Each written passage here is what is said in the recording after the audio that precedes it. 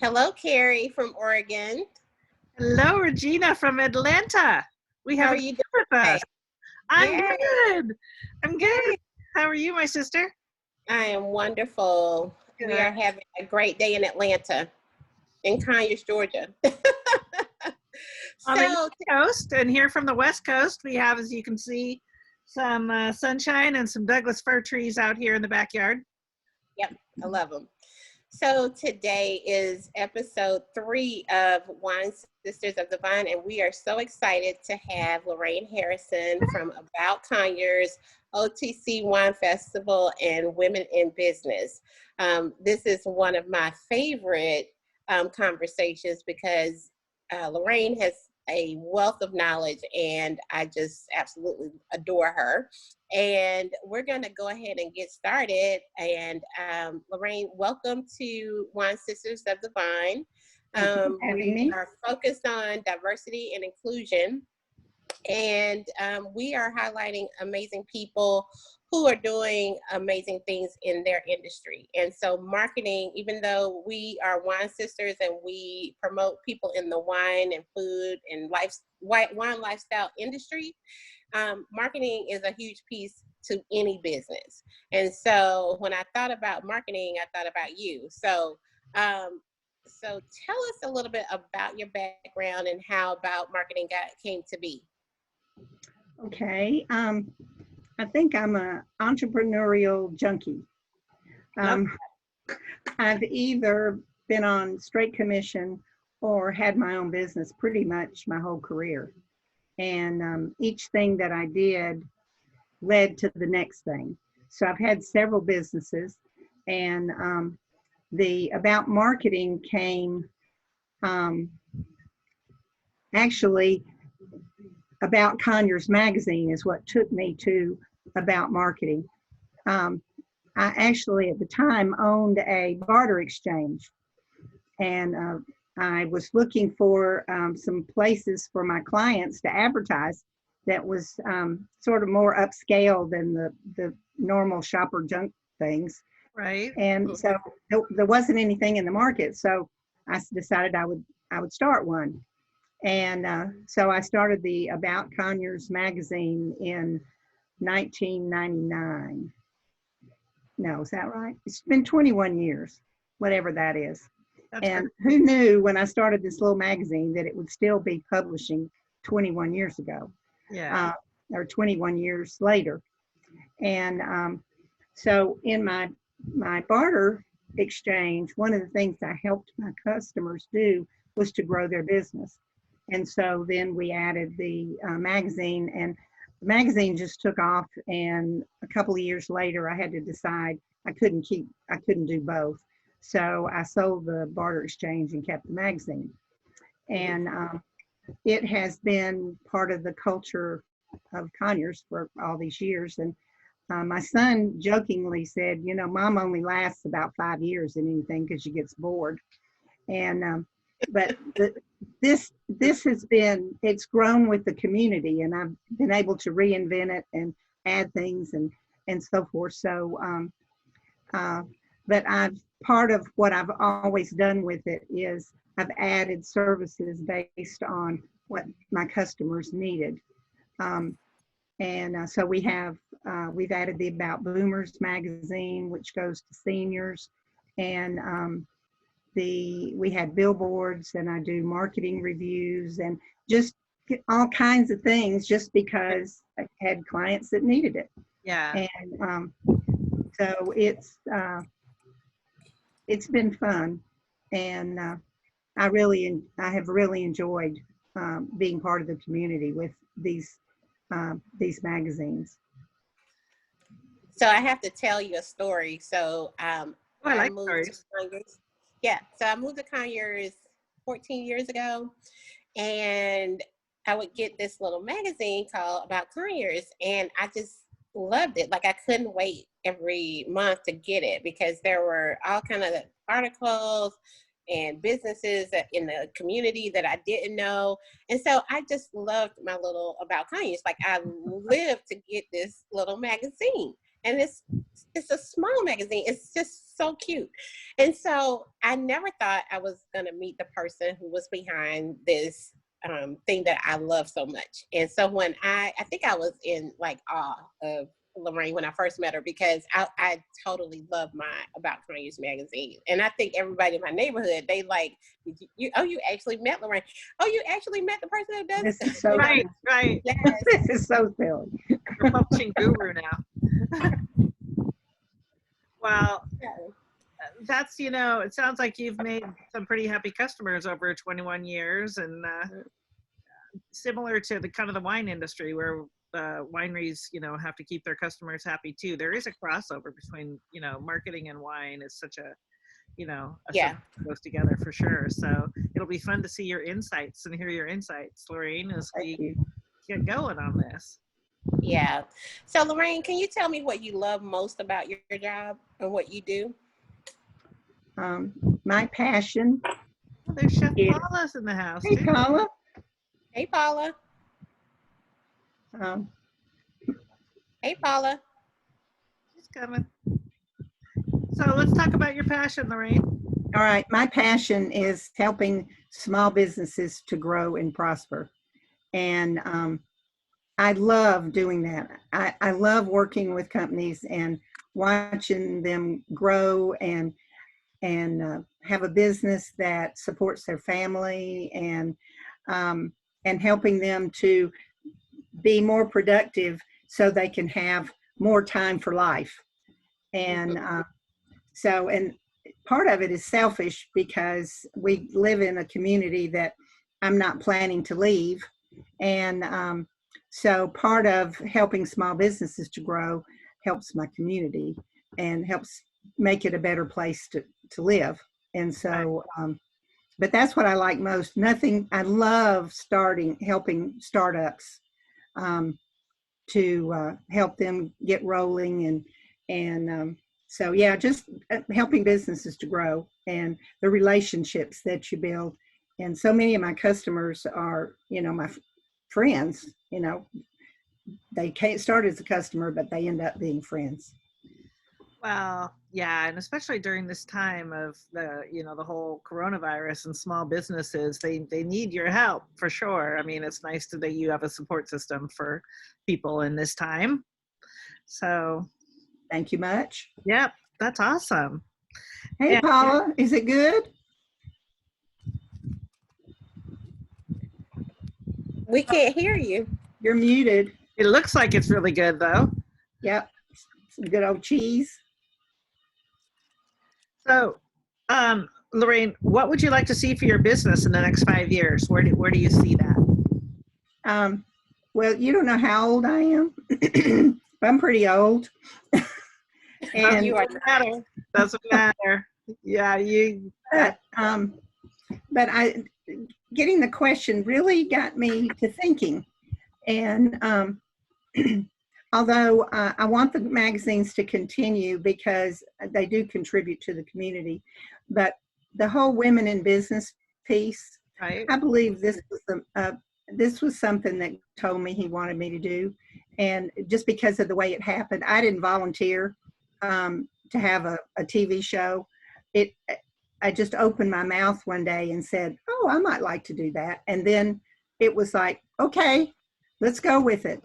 And so I never intended to do this, but I think I'm supposed to, because, and one of the things I do for people is I do a complimentary marketing review with them. I'll sit down with them for an hour and we'll talk about their business and what they're doing, and, and whatever suggestions I can make.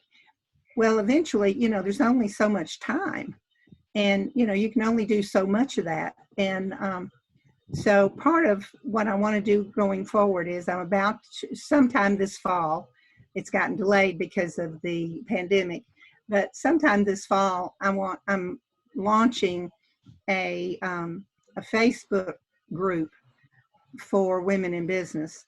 And it'll be a membership group, and it will have lots of resources for women in business. And hopefully we can put together some, some networking opportunities and so forth. But I believe I believe what I'm supposed to do over the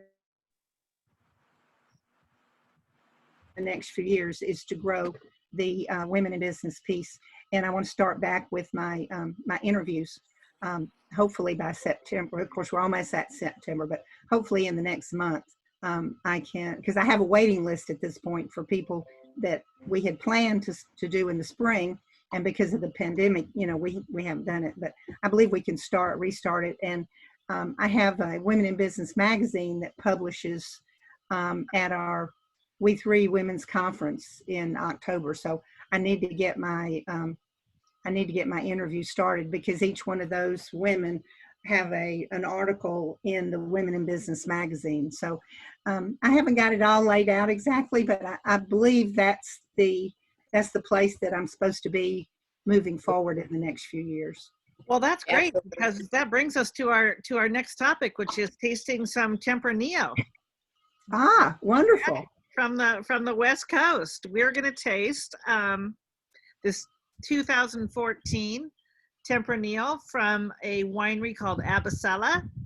They were the first growers of the Tempranillo grape in the modern wine growing industry, and they have over 80 acres of grapes in Southern Oregon. And as Regina knows, and the rest of you know, Tempranillo is not a big grape that's grown in the United States at all. So it's been very exciting to see the rise of Tempranillo happening in Oregon. This winery and these grapes were actually planted in the mid-90s. And there's going to be more explanation. We'll have a little bonus add-on at the end of this episode from Dr. Greg Jones, who's the wine studies instructor at Linfield Wine Studies program. And Linfield, Oregon is a wonderful university here in Oregon, and it's got the home of the International Pinot Noir Conference, and also a wonderful wine studies program where people can go and learn and how to be in the industry. So with that, long story short, or short story long, I'm going to have a sip of Tempranillo here. And really, Lorraine, it would be lovely if you want to share your marketing advice for people in, you have a new small business like that you want to market, whether it's a winery, perhaps, or another hospitality business. And what's your best piece of advice that you would give to people in marketing, especially right now during the coronavirus? Or people starting a new business right now are especially courageous. They're always courageous when they start a new business, but right now especially. The first thing that I would recommend is that they get the book, The EMyth Revisited by Michael Gerber. I read that book after I had been in business for a long time, and I thought, they wrote this book about me. Every single mistake that they talked about in that book, I had made. And so it's about creating a business and not having a job, because, there's a big difference. And so that book is amazing. So that's the first thing. So can you tell the name of that book again? I'm gonna EMyth, MYTH, Revisited by Michael Gerber. Okay. It's on Amazon. This next thing is most businesses start up know how to do whatever it is they're going to do. If you're an auto mechanic, going to have a business, you know how to fix cars. Right. However, most of them don't know how to run a business. And so what I suggest is that as you get started, you stay in your lane. You do what you do, and you hire professionals in the areas that you don't know, don't have an expertise. Like, hire someone to get your book set up properly, get you an accountant, get you an attorney, or join LegalZoom or one of those, and get your book set up, get your legal entity set up appropriately, and then hire somebody who knows how to market and sit down and create a marketing plan to begin with. And the very first thing that somebody needs to do is to identify who they're going to market to, who's their target market. Because when you're new and you have limited funds, you need to be spending your marketing money targeted at the people who really want your services. With Regina, you need to target people who have sophisticated tastes, who have money to spend. Marketing to the trailer park is not going to get you anywhere. Right. So, but getting your target market identified can save you time, energy, and a lot of heartache.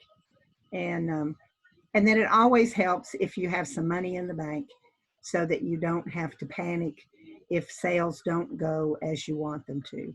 I just consulted a friend of mine who was going to open a beauty shop. It was an absolutely perfect deal, as far as what they were offering her.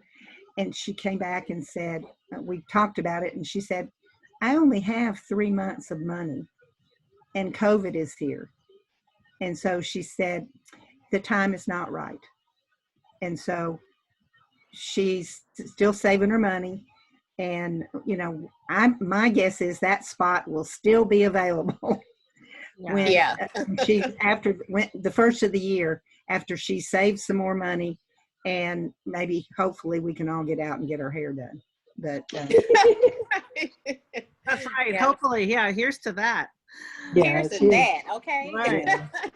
So, what would you say has been the biggest challenge then along those lines during COVID for you, Lorraine? For me, the marketing world in general. I recognized, and I think a lot of people have done this, recognize where your new customers come from, and then adapting, because most of my new customers came from networking and meeting new people and being at a chamber function when somebody says, you need to talk to Lorraine, So, and I realized that was where a lot of my new business came, and that was not available anymore.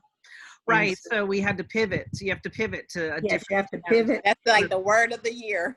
Yeah. And we all hate it by the end of this year, that word pivot. Never say it again. One more time. But we've all had to. Right. Yeah. Yeah. And it's not, it's everybody has. Right. Yeah. Because we've all had to adapt different things. And so social media has become more important. And video has become more important. And then the networking things that you can do online, like LinkedIn. And LinkedIn is a really good networking tool, and for the right people, for the right kind of businesses. But, you've had to rethink and say, okay, I can't do it this way. Now, what can I do differently? Right. Right. And part of what's interesting with my business, although I have lost some customers because they've been closed, and so forth, but my magazines they arrive in the home. They're direct mail. Mm-hmm. And so now is a particularly good time for direct mail. And some people that haven't done direct mail in the past have changed and come to that because, people are at home. Yeah. Mm-hmm. And so they're getting them right where they are. Yeah, long live the Postal Service, hopefully. I hope. Yay. I mean, yeah, we're all. Who knows, right? So, Regina, what you got over there for us? So I'm going to switch back to a little white Cava since we're on this Spanish tip. So Cava is Spain's offering for sparkling wine. And I have this little Los Monteros that does extremely well in the shop. People love it. Mm-hmm. And so Cava is, like I said, there are 3 main grapes indigenous to Spain. And I don't know where they're grown elsewhere, but they definitely love Spain and what Spain's climate soil has to offer. So Macabeo, Pareda, and Jarelo make up this lovely little sparkling wine. And when I say it is a great value, it's like I think it's the least, I think this price point is the smallest in my shop. But it is absolutely delicious. We sell a ton of it. It comes in a rosé and it comes in a brut, and it is absolutely delicious. What's the name of it? Los Monteros.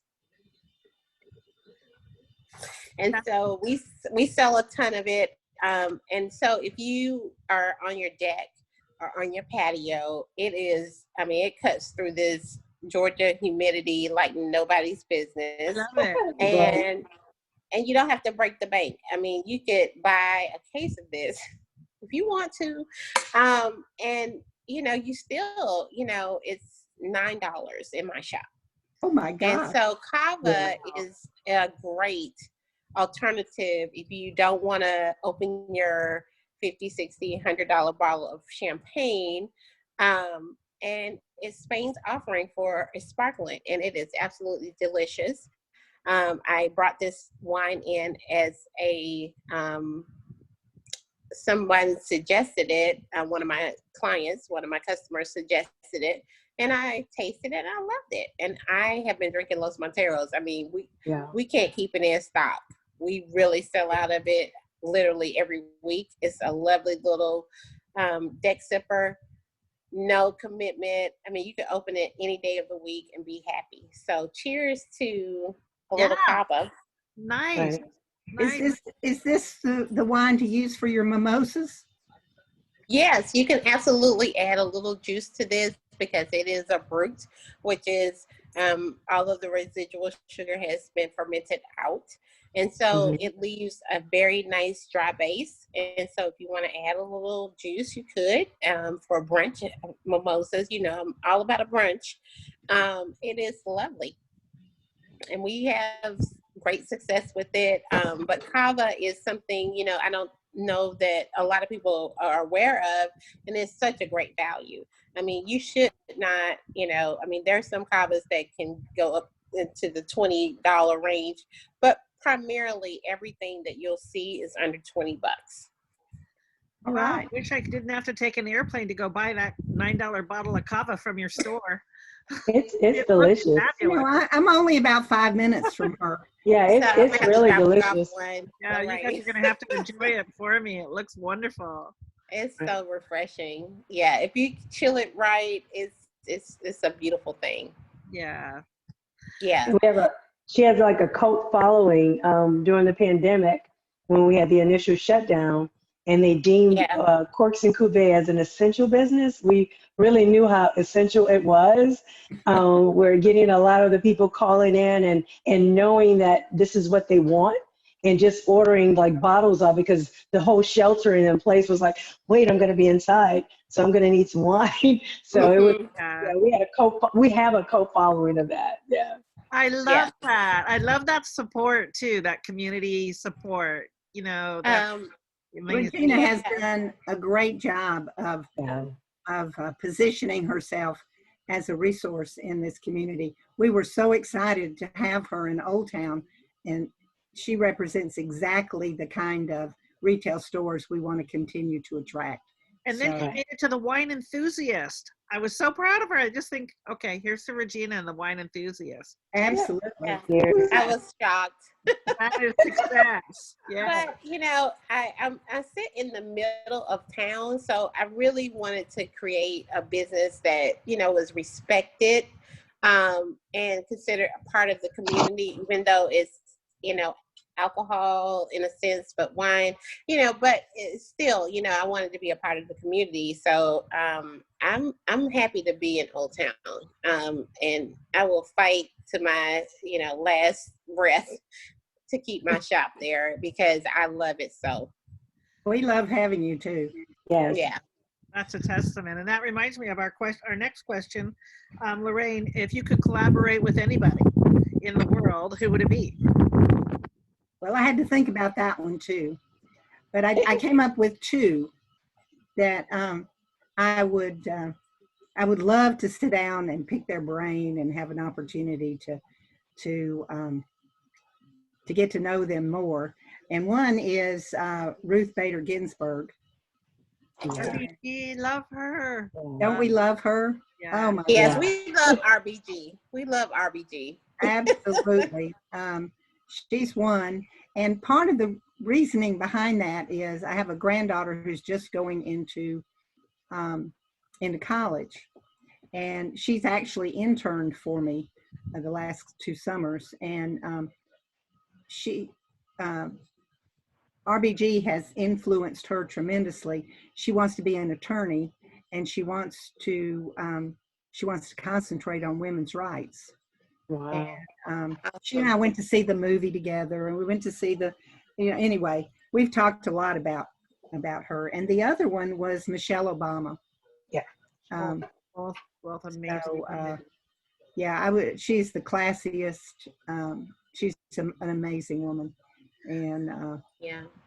So, we always take this question because we have great aspirations that the Michelle Obamas and the Emerald Lagassis of the world will eventually see Wine Sisters of the Vine and be able to reach out to us. But we're going there, sister.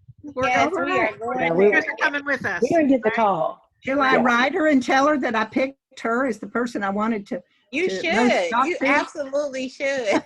Right. Tell her about her what show. happens. Well, I think the next, Regina, the next one is your question, my wine sister. Yes. So, Lorraine, I know that you work in a community that is very diverse. I mean, Conyers is very diverse in its makeup. So can you tell me why diversity and inclusiveness is important to you and your business? Well, I have to say that everyone deserves an equal opportunity to have a good life and be successful. And I have to be careful here. It's that was a beautiful thing to say, and it's so heartfelt, and I know it's difficult to. It is. We talked about this before, and I don't want to cut you off, Lorraine, but Carrie and I had this conversation about, we are going to approach some difficult conversations, but I think these conversations should be had. And so I want you to be able to express yourself however you need to, because I think it's important for not just us, but I think it's important for people just to understand kind of where, we are coming from. And Wine Sisters of the Vine is really about all inclusiveness, not, it breaks all barriers. So with that being said. What I was going to say, well put, my sister. I read there are 2 things. Sometime early in my life, I think I was a teenager at some time, I read the book 5 Smooth Stones. I don't know the author, but it was about a young Black man who was on a train going north, and he actually ended up in a biracial marriage. And all that, but the thing that how you have moments that just break your heart and give you insight. Well, that book, he was on a train and it was cold and snowing, and they stopped at one of the places that they stopped, and there was no place for him to go to the bathroom, and he had to go across the tracks into the woods and to go to the bathroom. And, being a privileged white girl, it never occurred to me that that kind of thing happened. And it was the moment that I realized that things were different, and that being a Black person in this world was totally different than what we can expect. And then the second thing was, I was married to a man who was a bigot. And we lived in Decatur, and my son, it was okay for him to have black friends in the neighborhood. But when they got old enough and it was time for them to come in the house, you know, instead of just riding their bikes out there, that was not acceptable. And my son and I have had many conversations about this, and it was a real learning lesson for him. And of course, my husband has passed away now, but I was divorced from him for a number of years before he passed. But the lessons that my son learned from that, and he did a sit-in at the high school over the Confederate flag. And good for him. And it was one of those things when the principal called me, he said, you can either come up here and get them to move, or I'm going to expel them. And so, but it was a hard conversation because he was doing exactly what I had taught him to do. You know, beautiful. And we did manage to not have him get suspended, but it's been a part, the inclusion piece has been a part of my life forever.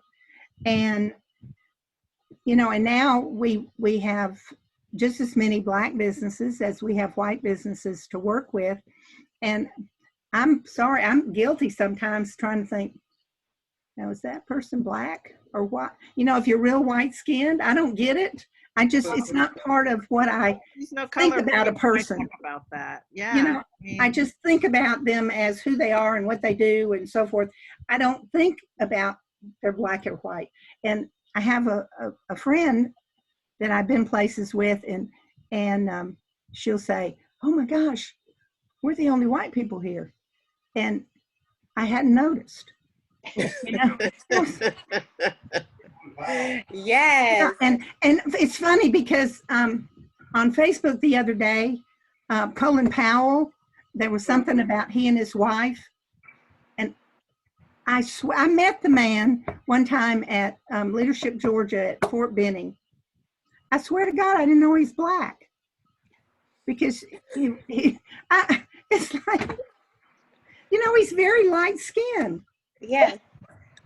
So I know this is ridiculous, but no, it's not. It's not. This is the kind of conversation that should be had. And so the fact that, you know, you just see people as people, and it really doesn't matter what their skin color is, whether they're black, white, or Latina, or whatever. yeah.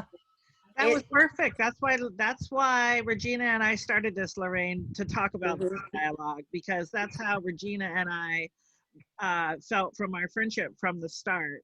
I mean, we were just drawn to each other just because we just loved each other's spirit. And we wanted to show the world that, you know, we should all just really think about that.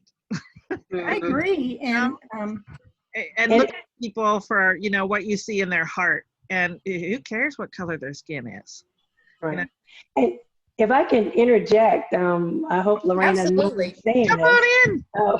Come on in, I'm gonna have another glass of wine. And you That's right. Yeah. Absolutely. Right. Please do. When I first joined the Chamber of Commerce here in Rockdale County, I had been in this business for about 12 or 14 years. I had lived in Conyers forever, but my businesses were always outside of Conyers.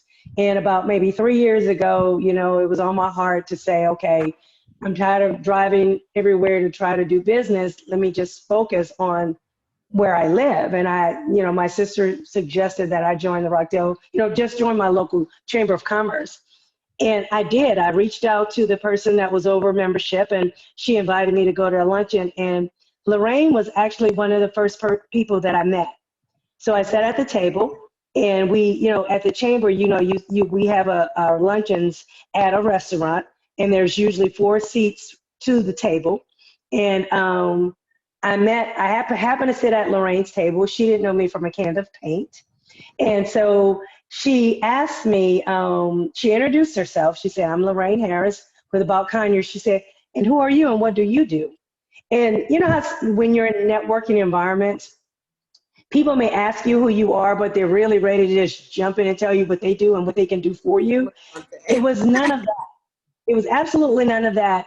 I mean, she said, you know, who are you? Tell me a little bit about you. What do you do and your background? And she genuinely seemed interested in me as a person and what I did and what I was bringing to Rockdale County.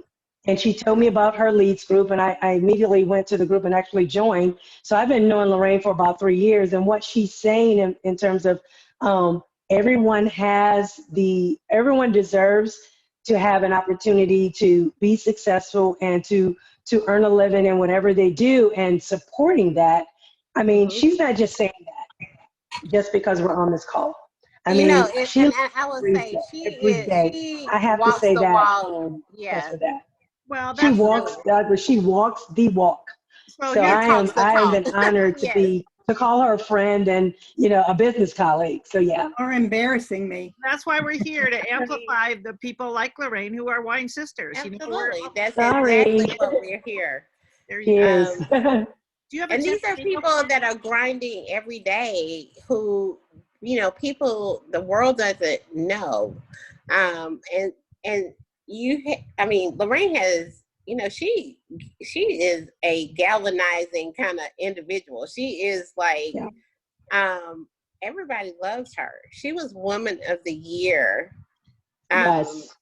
Yes. And so it's not just I'm saying this or Paula is saying this. I mean, the entire community gathered around Lorraine to say she is Woman of the Year because she is. When I tell you, I have had so many people come and say, okay, Lorraine told me to come here. I was like, oh my God, Lorraine, I love Lorraine. Right. You know, one of the things I enjoy a lot is when you meet somebody and you find out what they do, is saying, oh my gosh, you need to meet so-and-so. Right. And putting people together that will enjoy one another. And I love connecting people that, you know, and then later on they'll come back and say, oh, thank you so much for putting the two of us together. And because it's obvious you two need to get together. And But she is a connector. She is like the I love connector doing of that. people. She knows so many people in the community, and she is like totally strategic on connecting the right people together. And so that is like a service to the community that, you know, is unparalleled. There is no one in our community that is doing anything like that. So Lorraine I don't know that I'm the only one. There's others out there. there are There are others, others. but I'm just saying, I mean, when people talk about, you know, in our community, when we talk about, you know, connecting people, who do you need to talk to? Lorraine is like I mean, I know for me in my shop, I can only speak for me in my shop. The people who have come to me and said, okay, oh, I know, Lorraine, it is resounding that Lorraine is like the person. I'm not saying that there are not others, but I do think that Lorraine, you have put a footprint in our community, and so it is amazing. So I'm so happy. Well, thank you very much for having me. My sister. And all these accolades. And you said it, Regina, is strategic, because you go to a lot of meetings and networking, and people will say, oh, I know someone, I know someone, I know someone. But I think because she takes the time to get to know your business, and she may know what your needs are, she may know what direction your business may want to take, her connections are always strategic. It's not just because, oh, so-and-so said to call you. Because I mean, because she takes that time to know you and know your business, it's kind of like seamless. So that's the last I'm going to say, you know. Great. But we appreciate what you do. So with that being said, all that juiciness, I'm going to go right into our last taste for the night, which is a lovely Rioja Tempranillo. Oh, wow. Tempranillo grapes are indigenous to Spain. And so Rioja is like a widely acclaimed region. And so Lorraine and myself, we are drinking the Coisas, which is a Joven. Hoven is a very young Tempranillo that has no age on it. It is bottled and released, and it is lovely. Nice. Yeah, so it's this cohesive. It's yummy. It's so yummy. It's so juicy. It's delicious. Yeah, so when we talk about Tempranillo, you know, you can have the Reserva. The Crianza is the next level up. So that's 2 years of age. The Reserva is 3 years, and the Grand Reserva is 4 years of aging before it's released into the environment. And so today we're drinking this very young Hoven. I just absolutely love it. It is a great little red wine for this Georgia hot summer, and I think you're having some hot summers in Oregon, Carrie. Yes. Right So there. it's lovely, and I love the bottle. I don't know if Lorraine has it handy, but it is. Yes. So it is. It's really lovely. Yeah, we can see it. Oh, nice. See it? Get it in front of my camera. Yeah. Yes. Oh, I see. Oh, Coelis. How do you? Cohesive. Yes. Cohesive. Yeah. Yes. Nice. Beautiful label. Yes. So, and your education, I love listening to you talk about, you know, the different classifications of that Tempranillo. You want to say that one more time? Because that yeah, absolutely. So we can talk about, the Hoven, Right. Joven is the youngest of the Tempranillo grapes that is released. There is no age on it. It's just very fruity. It's lovely. No sweetness, still dry, lovely. Nice. And then you have your Crianza that has 2 years of age on it before it's released into the environment, to the world. And then you have your Reserva, 3 years aged before it's released. And then the Grand Reserva, which is 4 years. And we just love our little Spanish grapes because they are so spicy and lovely. I love Tempranillo, and this one to me is such a great value, and I just love it. It over delivers on taste. Definitely a great little wine for grilling. If you're grilling outside on your deck or your patio, if you want a red that is not going to hit you over the head and leave you out on your deck all night long. I love that line, a red that's not going to hit you over the head. Yes. I mean, you're going to protect the head. Right. So with that being said, you know, this Coy is so lovely and so yummy, and it's so juicy. And I always recommend it for people who are looking for reds. One, who are looking for reds that they can drink in the summertime that is not going to be a head pounder. Two, I always recommend this wine for people who are transitioning from whites to reds. It's a training wheel wine. It's a training wheel wine. Yeah. I love that. Yes. Okay. I love that. And this has been a thoroughly enjoyable conversation about connection and community and connectors, people connecting each other, because the more that we're connected and support each other in our community, wouldn't the world be a better place if we all just focused on connection and collaboration and all those C words. And also that matches our Tempranillo that we just tasted too. There's another word too. Absolutely. So with that being said, I think we just want to thank Lorraine for agreeing to sit with us and have a conversation with us tonight. I've taken some notes, if you don't mind us sharing them, because I know RBG and Michelle Obama are going to eventually be coming to Wine Sisters of the Vine. And they're already invited honorably, just like the rest of you and our audience, with Chef Paula and anybody else watching today.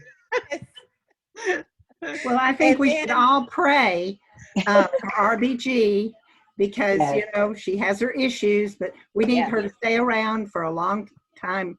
She needs to go to 100. She's our guiding light. Yes. Well, she's resilient, so She has been totally resilient. And, you know, when we talk about these amazing women, it is a part of what we're trying to do with Wine Sisters of the Vine. So I think we just want to thank you, Lorraine, and Paula. Thank you for tuning in because we For having interviewed me.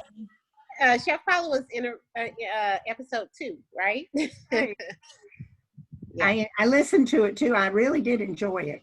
Oh, Yeah.